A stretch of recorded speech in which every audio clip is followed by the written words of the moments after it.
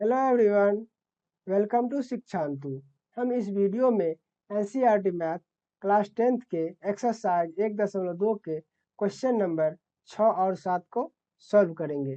तो बने रहिए हमारे साथ वीडियो के अंत तक। तो शुरू करते हैं। इसमें 6 नंबर क्वेश्चन है। कह रहा है कि व्याख्या कीजिए कि 7 गुणे 11 गुणे 13 और जोड़ 13 और 7 गुणे 6 गुणे 5 गुणे 4 गुणे 3 गुणे 2 गुणे 1 जोड़ 5, ये सब क्या है? ये भाज्य संख्या है। ये क्यों भाज्य संख्या है? ये हमको व्याख्या करना है। Explain why 7 into 11 into 13 plus 13 and 7 into 6 into 5 into 4 into 3 into 2 into 1 plus 5 are composite numbers. Why? तो हम इसे व्याख्या करना है। तो सबसे पहले यहाँ बता दूं कि कंपोजिट नंबर और प्राइम नंबर होता क्या है। तो हमने बताया है कि भाज्य प्राइम नंबर यानी कि प्राइम नंबर अभाज्य संख्या। प्राइम नंबर क्या होता है? प्राइम नंबर वह नंबर होता है जिसका फैक्टर सिर्फ और सिर्फ 2 ही हो। जैसे यहाँ पर 2 है, 2 का क्या फैक्टर होगा? 2 जो है 1 से कटेगा और या 2 से या अपने आप से कटेगा। इससे दूसरा है, जैसे हम उदाहरण के लिए लेते हैं 5। 5 क्या है? 1 से कटेगा और 5 से कटेगा। इसके बाद हम ले लेते हैं 7। 7 क्या है? 1 से कटेगा और 7 से कटेगा। ये सारे का सारा क्या है? ये सब प्राइम नंबर यानी कि एक और खुद से ही वह विभाजित होगा, अदरवाइज दूसरे डिजिट से विभाजित नहीं होगा, तो वह क्या हो जाएगा? प्राइम नंबर हो जाएगा। लेकिन कंपोजिट नंबर यानी कि भाज्य संख्या में ऐसा नहीं होता है। भाज्य संख्या जैसे 4 ले लेते हैं। 4 कितने कितने से कट जाएगा? 1 से भी कट जाएगा, 2 से भी कट जाएगा और 4 से भी कट जाएगा। यानी कि 2 से ज्यादा हो उसका फैक्टर, वह उसे क्या कहा जाता है? Composite number. जैसे यहाँ पर हम 12 को ले लेते हैं। 12 क्या हो जाए? 1 से भी कटेगा, 2 से भी कटेगा, 3 से भी कटेगा, 4 से भी कटेगा, 6 से भी कटेगा और खुद 12 से भी कटेगा। यानी कि 12 का इतने अंकों से क्या होगा? कट जाएगा। तब ये सब क्या है? ये सब क्या है? Composite number. ये सब है कंपोजिट नंबर। Composite number. तो यहाँ से आप समझ गए किसे कंपोजिट नंबर कहते हैं और किसे प्राइम नंबर कहते हैं। तो हम यही से प्रूफ करना है कि यहाँ पर क्या हो, इसका जो फैक्टर हो वो 2 से ज्यादा हो, यानी कि इसका जो गुणनखंड हो वह 2 से ज्यादा हो, तो क्या हो जाएगा? भाज्य संख्या हो जाएगा। तो चलिए शुरू करते हैं। सबसे पहला पहला भाग क्या है इसका?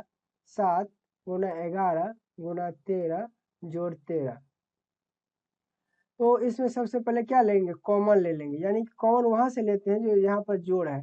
जोड़ या घटाव का चिन्ह रहे तो दोनों पार्ट में देखेंगे क्या है। दोनों पार्ट में जो रहेगा वही से हम कॉमन ले लेते हैं, यानी कि दोनों में क्या कॉमन है। यानी कि जोड़ से इधर भी 13 है और जोड़ से इधर भी 13 है। यहाँ पर हम 13 को क्या कर लेंगे? कॉमन ले लेंगे। रेस्ट बचा कितना? इधर 7 बचा और 11 बचा, और इधर कॉमन ले लिए तो यहाँ यहाँ क्या बचा? 1 बचा। जब इसको हम मल्टीप्लाई करेंगे तो हमें पुनः यही प्राप्त हो जाएगा। उसके बाद क्या हो जाएगा? जब हम इसको गुना करेंगे तो कितना होगा? 77 प्लस 1, यानी कि यहाँ पर क्या है? 13 इंटू 78।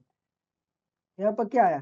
2 इसका गुणनखंड है यानी फैक्टर आया। इसमें एक को तो हम ऐड कर ही सकते हैं। वैसे अगर हम 78 है, 78 का जब हम फैक्टर तोड़ेंगे, यहाँ पर 78 है, 78 का जब हम फैक्टर तोड़ेंगे तो 2 से कितना आएगा? 39 आएगा। तो यहाँ पर क्या हो जाएगा? 13 गुणे 2 गुणे 39 गुना 1 तो हो ही सकता है, यानी कि क्या है? यहाँ पर 1 से ज्यादा इसका फैक्टर है। यानी कि हम लिख सकते हैं this number has more than 2 factors. यानी कि लिखेंगे दिस नंबर हैज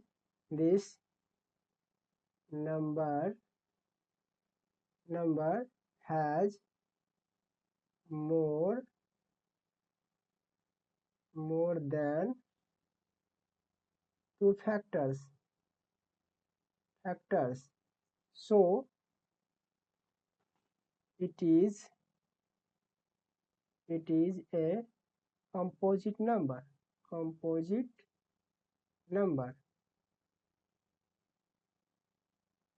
फिर इसके हम सेकेंड पार्ट को देखते हैं। सेकेंड पार्ट में क्या है? सेकेंड पार्ट में है, सेकेंड पार्ट को हम देखते हैं। सेकेंड पार्ट में क्या है? यहाँ पे 7 into 6 into 5 into 4 into 3 into 2 into 1 plus 5। यहाँ पर क्या करेंगे हम 5 प्लस से दोनों ओर क्या है 5 है, यहाँ पर हम 5 को क्या ले लेंगे कॉमन ले लेंगे। तो 5 कॉमन लेने के बाद इधर क्या बचता है, इधर 7 बचता है, इधर 6 बचता है, 5 बचेगा, 4 बचेगा, सॉरी 5 तो ले लिए, 4 बचेगा, 3 बचेगा, 2 बचेगा और 1 बचेगा। और प्लस के इस साइड सिर्फ 1 बचेगा क्योंकि 5 हम ले लिए हैं। जब इसको हम मल्टीप्लाई करेंगे तो कितना होगा, 7 6 42 और 4 या 12, 12 दूना 24, 24 आ जाएगा। इसको इधर कितना आ जाएगा 1 हो जाएगा। जब हम इन दोनों को गुना करते हैं कितना आता है 42 गुना 24, तो आ जाएगा 4 दूना 8, 4 चौक 16, 2 दूना 4 और 4 दूना 8। जब इसको हम ऐड करेंगे तो कितना होगा 8 10 8 9 1 10, यानी कि गुना करने के बाद हमें इतना प्राप्त होता है। तो यहाँ पर लिखेंगे 5 गुना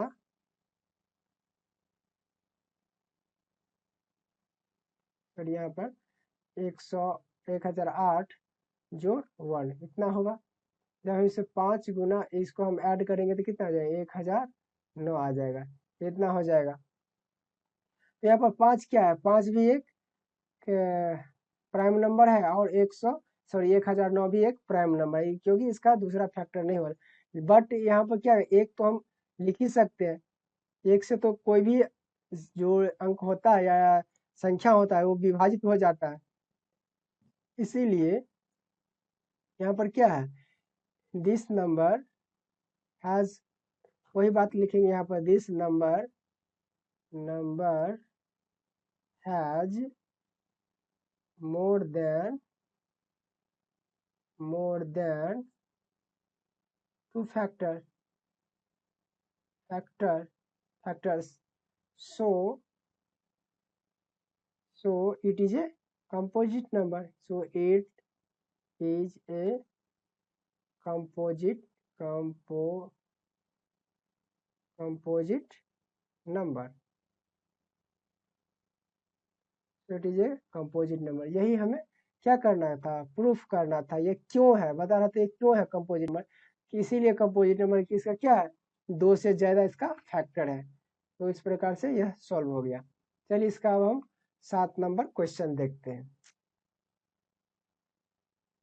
7 नंबर क्वेश्चन में क्या कर रहा है कि किसी खेल के मैदान के चारों ओर क्या है, एक वृत्ताकार पथ है। इस मैदान का एक चक्कर लगाने में सोनिया को 18 मिनट लगते हैं, जबकि इसी मैदान का एक चक्कर लगाने में रवि को कितना लगता है 12 मिनट लगते हैं। मान लीजिए वे दोनों एक ही स्थान और एक ही समय पर चलना प्रारंभ करके एक ही दिशा में चलते हैं, तो कितने समय बाद वे पुनः प्रारंभिक स्थान पर मिलेंगे। यानी कि कोई भी ये फील्ड है और फील्ड का ये क्या है, ऐसा पथ है बनाया हुआ दौड़ने के लिए।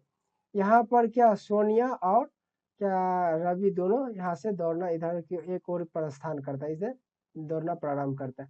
सोनिया को कितना लगता है, सोनिया को यहाँ से यहाँ तक जाने में सोनिया को लगता है कितना 18 मिनट, सोनिया को 18 मिनट लगता है और रवि को कितना लगता है 12 मिनट लगते हैं एक चक्कर लगाने में। तो कह रहा है कि कितने समय बाद दोनों यहाँ पर प्रारंभिक बिंदु पर फिर मिलेगा, कितने समय के बाद। तो इस क्वेश्चन का एक ट्रिक बता दूं सबसे पहले, तो दिया गया जो डाटा रहता है, यहाँ पर डाटा क्या क्या दिया गया है, यहाँ पर 18 दिया गया है और 12 दिया गया है। तो जो ये दोनों मिलेगा तो मिलेगा कितना 12 मिनट में तो मिलेगा नहीं, क्योंकि एक चक्कर लगाने में ही 12 मिनट लग जाता है। तो मिलेगा तो क्या 18 मिनट के बाद ही मिलेगा, 18 मिनट के क्या बाद ही मिलेगा। यानी कि दिए गए जो डाटा होता है उससे ज्यादा आंसर आने की संभावना होता है। तो उस स्थिति में हमेशा क्या करेंगे, हम एलसीएम ही निकालेंगे। तो इसे हम क्या करेंगे, एलसीएम निकालते हैं। चलिए यहाँ पर लिखेंगे फैक्टर ऑफ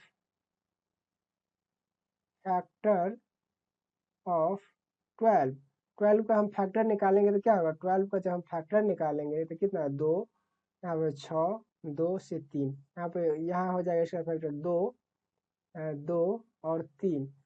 और उसके बाद लिखेंगे फैक्टर ऑफ कितना 18, 18 का फैक्टर निकालेंगे तो कितना हो जाएगा, यहाँ पर 18, 2 से कितना हो जाएगा 9, 3 और 3, यानी कि 18 का फैक्टर कितना हो जाएगा 2, 3 और 3। एलसीएम निकालने के लिए इसीलिए एलसीएम ऑफ कितना 18 एंड 12 कितना हो जाएगा। एलसीएम में क्या होता है जो दोनों में होता है उसे हम एक बार ही लिखते हैं, यानी कि 2 इसमें भी है 2 इसमें भी है तो 1 2 लिखे, 3 यहाँ भी है 3 यहाँ भी है 1 3 लिखे। अब बाद बाकी जो अंक बचता है उसे हम जो कहते हो लिख देते हैं, 1 2 यहाँ ये बचा और 1 3 ये बचा। हम इस सबको मल्टीप्लाई कर देते कितना हो गया 2 तिया 6, 6 दूना 12, 12 तिया 36 यानी कि 36। तो क्या होगा वो दोनों जो है 36 मिनट के बाद पुनः मिल जाएगा एक ही बिंदु पर। तो यहाँ पर लिखेंगे कि दे विल